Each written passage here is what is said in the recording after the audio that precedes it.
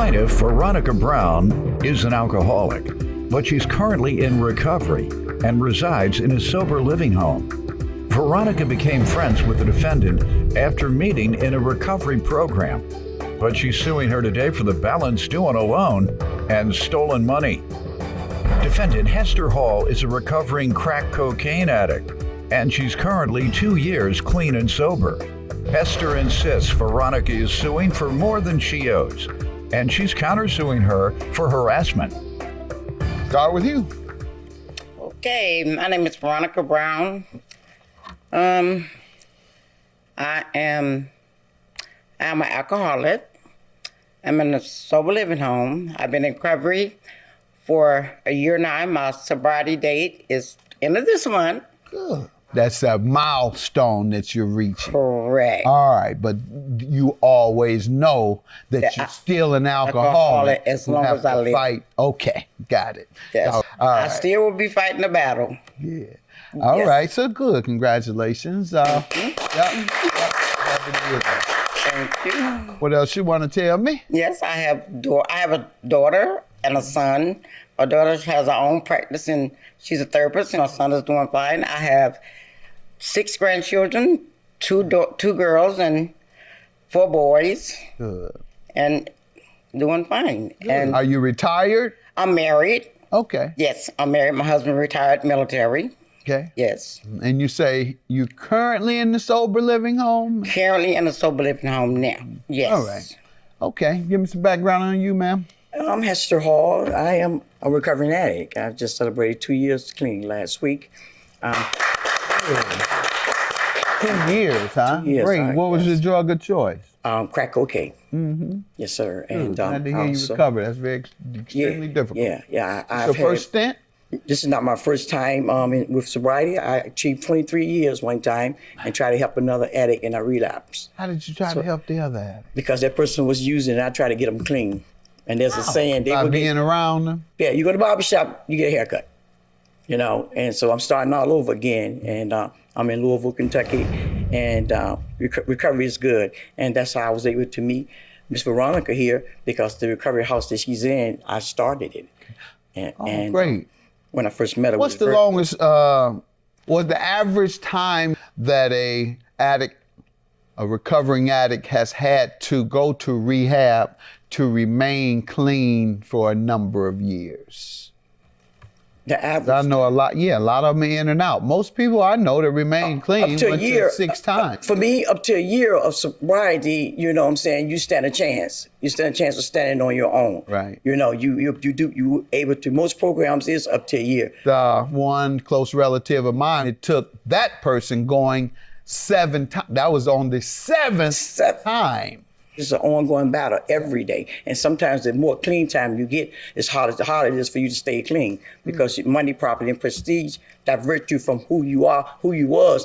They don't think we don't do the same things no more. We stop making meetings, we stop calling our sponsor. We just leave the fellowship alone because we think we have arrived with a lot of clean time, and that don't work. So every day I remind myself that I am an addict and that I have to take my medicine, and my medicine is going to meetings, calling my sponsor, sponsoring someone, and reaching back to someone that needs the help. I too have a beautiful daughter that has her own mental health facility. I have a 12-year-old little boy that I adopted in recovery the first time.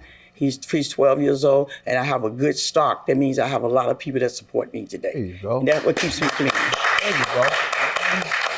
This is the type of things we want our viewers to hear and see, because it's very important for people to have hope after going through the depths of addiction. Now there's opioids, and heroin is back with a vengeance. So it's the same in crystal meth. So we got to reemphasize those same success stories. And one of the things I heard that I always tell recovering addicts, you have to go to NA. Defendant Hester Hall is being sued by her former friend, who claims after she loaned Hester money to visit her family, she failed to repay the loan. A lot of folks say, well, I just go to church. You should. Fine. Glad you did. But at some point, you're going to relapse because church is not teaching you the coping skills. Yes, prayer every hour. But if you get, if that's your thing, you're saying, well, I just pray every hour. Okay, what about that half a day you don't pray? What happens when 6 p.m. and you miss your prayer that night? That's right.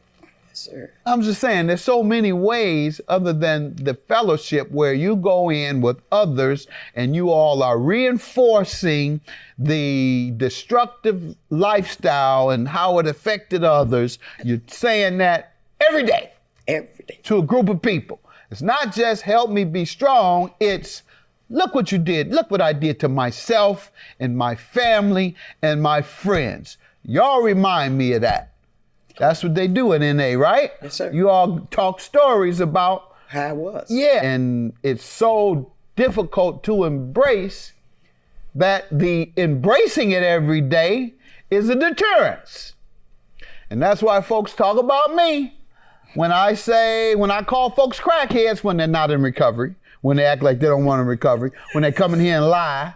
Oh, I ain't doing nothing. I ain't done it. And mama on the other side, you done destroyed her life. Yeah. You done destroyed your kids' lives. And you're going to come in here and lie to my face and I'm looking at you. I know what it is. I see it all the time. Still see it. I haven't detached myself from the community in Detroit. So my point is, I've only seen when people go to NA and they talk about it, and the reason they talk about it and reinforce the humiliation they cause to themselves and their family. So when you come in here lying to me, yes, sir. And I know you're still on crack. Mama saying you're on crack. You act like you're on crack.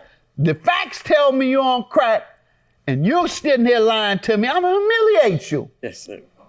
And call you a crackhead. So you can go home, you might not think about NA every day, but you're going to think about what the judge said to you on national TV. Yes. And you're going to say, let me go. People going to look at me and they going to say, yeah, that's the one the judge called him a crackhead. So I don't want to be that. Let me go check. Let me get straight.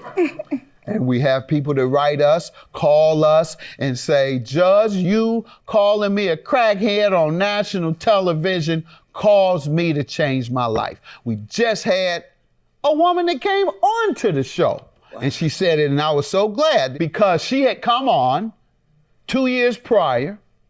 So when she came as a crackhead, and I humiliated her because she was one of those liars, she came back. Judge, I was with you 2 years ago. You changed my life. Really? How did I change your life? I was a crackhead or heroin, whatever it was. I said, okay, and I sent you to rehab. No, you humiliated me. How did I humiliate? You called me a crackhead. And I just thought about that, and it was so humiliating. I said, I'm going to get myself clean. So my way encourages people to go and get rehab. It's been confirmed. So thank you for being here, for telling people they have to go to NA. Yes. My very best friend in life was a crack addict. And when he came to me for help, I started him little by little, but he was going to those NA meetings twice a day, 7 days a week for the first 2 years. After a couple of years, he reduced it to once a day for 19 years. And raising his children by himself. He's the biggest success story I have, and that is because he went to NA. Glad we spent this time to talk about this. And this is the work we do, right? This is God's work we're doing, right? Yes, sir. That's all right. And how does she owe you for the loan and what you refer to as stolen money? Okay. Miss Hall, I met Miss Hall in the recovery program at a recovery program that I was in for 6 months there. That was August of last year. And I met her in that recovery program. She was like what they call an alumni. I kind of looked up to her because she really was knowledgeable of the big book. We were in classes. We'd take classes and take tests and things to the sort and things like that. And that's how I got to know her. I was very, I actually liked her like as a person. And so Then after she left there, I had found out that she had and I was there 6 months. And then we found out that she was running a sober living home. A couple of us went to her sober living home there, and we left there like March the 10th. And we went in 2021. And we went into her sober living home. And then I was there for like about a week. And she had asked me to go riding with her, go out to eat with her. And I went out and so we rode around. And so in riding, she started crying. And I was like, what is going on? And she burst out and started crying. And she was like, I really miss my family. And then I was like, well, where's your family at? And then she was like, that she had a son. And I was like, she said, my younger son is who I really miss. And she kept crying. And then I was like, when the last time you seen him? She said, it's been years since I seen my family. And so I was like, well, is there anything I can do? And then she was like, yes. She said, if you help me, she said, I'll make sure you get it. I'll make sure you get your money back. Well, I had given her $400 for the flight. First, she had said that she was going to pay me when she get her stimulus, and when she works peer support work for the NA program. I mean, for the NA like meetings, and she also gets a government check every month. And she said, "What I do?" She said, "I just pay you." You didn't throw income tax refund in there? No, she didn't throw that in here. She sure did. Double down on you. That'd have been the.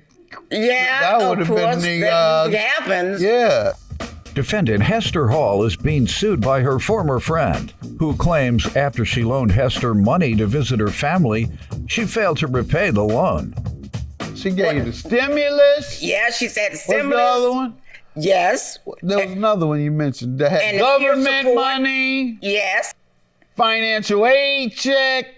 Well, no, it wasn't financial aid. Oh, she didn't say the financial. That's usually part of it. All right. Yeah. No financial aid. It was a government. They took it for child support. They didn't give that to you? All right. They had to offset it from the welfare she used to get years ago. I don't know what it was. It was that she got a check every month. You just gave her 2 pieces of government game. Oh, and lost your game. Yeah. All right, if you go 5, you got 5 things. Income tax, stimulus, student loan didn't come.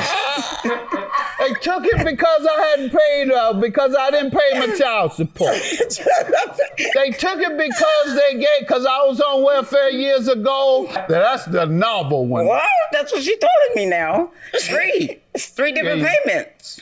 All right. She's telling me 3 different payments, how she was going to pay me. And so when I got to the $400, she said, oh my God. She said, I really had something to do with that money. She said, and I'm crying. I'm really upset. I'm really mad. You crying or she crying? I'm crying because she had the crying game first. She's asking me to. Then you got the crying game this time. I betrayed your trust. I really betrayed your trust, and I'm so sorry. I'm so sorry. I betrayed your trust. And then I'm crying. I'm like, what are you doing? She said, I'm gonna call my daughter, and I'm gonna bring you some money. Don't worry about it. I'm gonna call my daughter. I'm gonna call my daughter. I'm crying. Okay, we crying, but where's my money? That's right. You apologize and all. That's a nice thing. I apologize, that's a beautiful but I don't thing. have this money That's now. a beautiful thing. I appreciate you. You're a great person. Now, what about those ends? Yeah, right? For the men. And so then she brought me. She came to the house, and then she said, I need you to sign right here because I'm getting ready to give you $200 right now, and I'm gonna bring you $200 next sign week. it? And I signed it. Good. It was a little strip of corner paper, and I signed it. She said, So she should only owe you $200 That's it. now. That's it. No. That's She didn't give it to you? Yeah, she gave me the $200 right Then then. why would she still owe you the total amount? She would still owe me the total amount. Why? Okay. If she gave you half If I give you Because she only gave me $200 then. and she owed you 4. I owed you 4. She owed me the total, the main total that she had owed me. All I've heard about so far is $400. Okay. I don't know what else you're about to Okay, tell the me. main total was $829. What? Where did that come from, ma'am? This Okay, is throwing if this you in look on page suddenly one, from I'm where? sorry. She I'm throwing sorry. stuff If you in look there. on page 1, No, tell me. Because Okay. you've been talking for 3 minutes. Okay, then. And you okay, have correction. said nothing about Okay. anything other than $400. Okay. Now something is 800 and Yeah. something. Let me Okay. hear from you, ma'am. Let me No, break you it talk down. for 3 minutes Okay, and then okay, wait let to me the break it end down. and tell me it's something other than I'm you. here Okay. because I do owe that lady. But I don't owe that lady what she's saying I owe her, okay? Yes, I did meet her in the recovery. Yes, there was a recovery house that I started with someone else that took, when I went to Virginia, signed a contract and took the house right from me and turned all of them against me. And that's when they started talking about me, okay? So I made sure somebody was there, but she wanted me to meet her down the street and give her the money. Well, I gotta meet you down the street because I want everybody to see that I'm paying Talk you. about the borrowing at first. She said, I'll give it to you and you can pay me back when $400 you can. plus And the service charge. Service charge. So she handed me the money at first and I handed it back to her and said, let's pay it on your card. Okay. That's how you show how much I really owe her. Okay. When I came there to give her $200, I did say that in the next 2 weeks, I will give you some more. But I did it because things went off the chain then. All right, what happened after that? She called me, told me her But you're brother. admitting to owing $200. Yes, I'm admitting to owe her. You know anything about anything else? you Anything admit else? to No. owing? No. All right, Okay. ma'am. Defendant Hester Hall is being sued by her former friend, who claims after she loaned Hester money to visit her family, she failed to repay the loan. All I heard was she owed you, loaned her $400, and she paid you $200. Let me break it down then for you, Judge Mathis. Okay, page 1. On page 1, I drew out this 500. No, ma'am. Tell me. Okay. Tell me Okay, the exactly 400. when she was supposed Okay. to repay. I got the $400 Okay. for the trip. Right here. Okay. It was 400. I know March about that, 18th. ma'am. That's why I'm about to give you $200 and send you Okay. on. Because Okay. that's all you keep talking about. Okay. And you won't tell me any of these other things you're talking Okay. about. She don't have them. The airline ticket. Was $400, correct? Okay.